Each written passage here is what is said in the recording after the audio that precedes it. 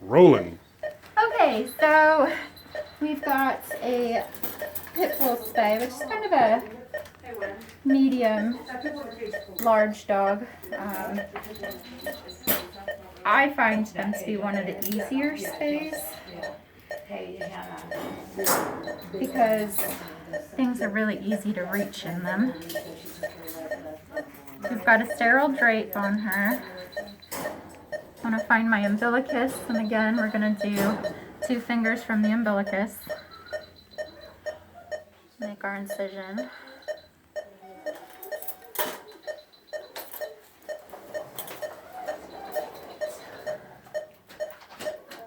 I'm going to clean off her linea. Get some of that fat out of the way.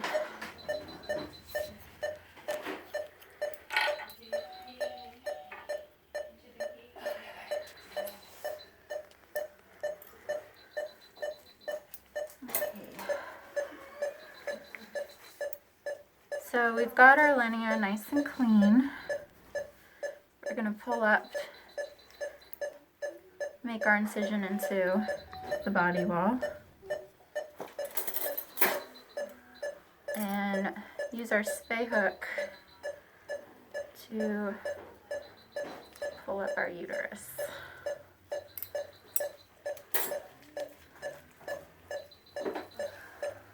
Alright, here's our uterus, and we've got some extra omentum, so we're going to go ahead and put that away. Don't need that.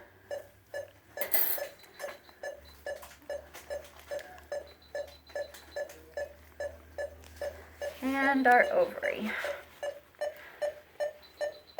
Using a modified 3 clamp technique, we're going to put 1 clamp on the proper ligament, break down our suspensory, and then we're going to put 2 clamps on our suspensory.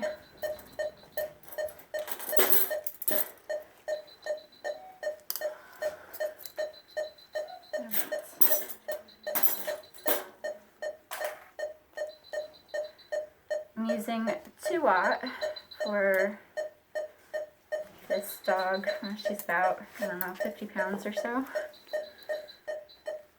Place some modified millers on our crush.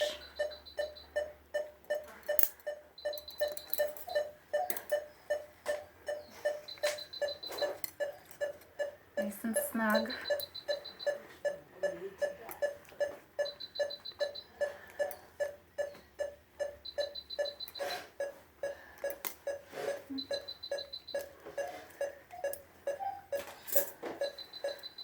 And cut that off.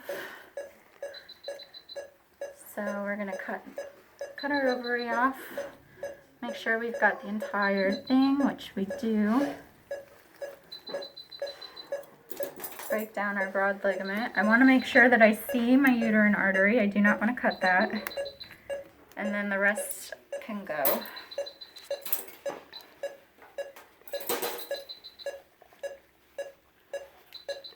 Check our pedicle for bleeding. You look good. Moving on to the next side. See how you got your bifurcation already popping out. I don't know if you have seen our Great Dane spay, but that was a little bit more difficult to get. And here's our other ovary. So, like I said, the pit bull spays tend to be one of the easier big dog spays. I don't know if you could hear that, but that one made a nice popping sound. It's pretty satisfying. Got our modified 3 clamp technique. And then we're going to put our modified millers again on that crush.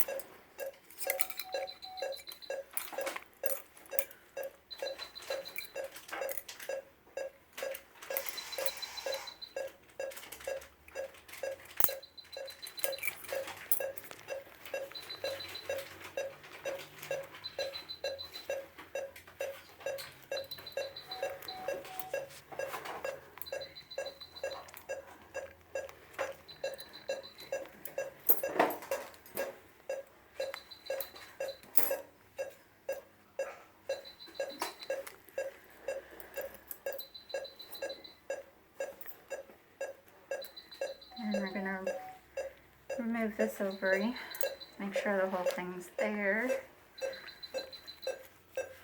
Find our uterine artery,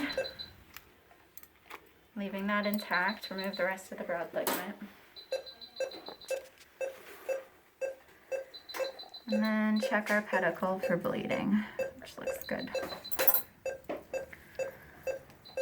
We're going to put 2 clamps on our bifurcation of the uterus.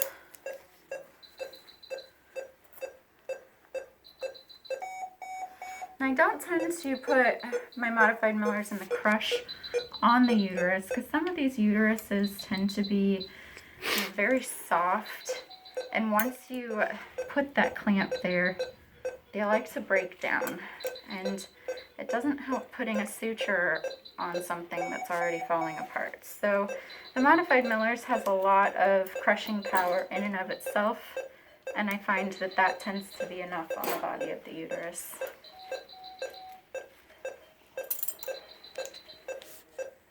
And we're going to check for bleeding. So this all looks good. And we are good to close. Start with a simple continuous interlinea. And you really don't want to take big bites of the muscle. The muscle doesn't have any holding power. And if you put that suture through the muscle, you're just going to cause more pain. And it's not going to do any good. It's the linea layer, the fibrous layer that's on top of the muscle that's got the holding power. So I'm not really going all the way through the body wall. I'm just skimming the top and grabbing that fascial layer. I don't know if you guys can see that, but so get that out of the way. Just grabbing that layer. Make sure this is nice and snug.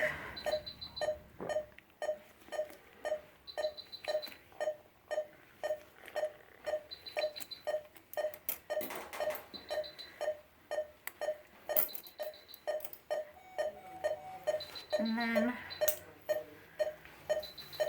for our sub-Q layer, you want to bury that knot, so your pattern's going to be deep to superficial, superficial to deep. And put a couple of throws on that knot. And I'm going to save this for later.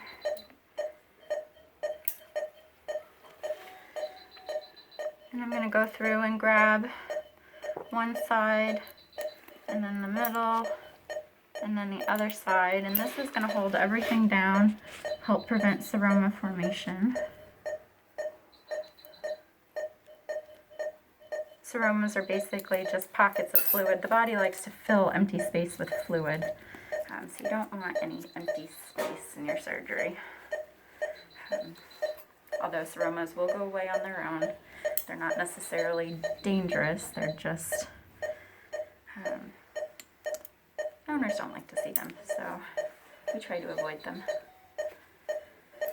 And now we're going to go right into our intradermal pattern.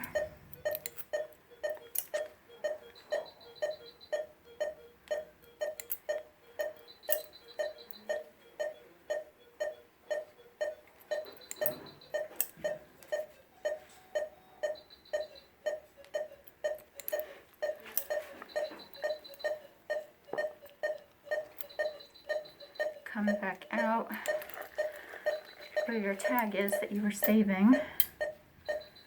That way you can make a knot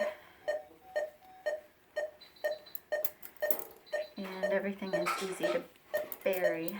So now all we have to do is pull that knot down. Oops. And we're done.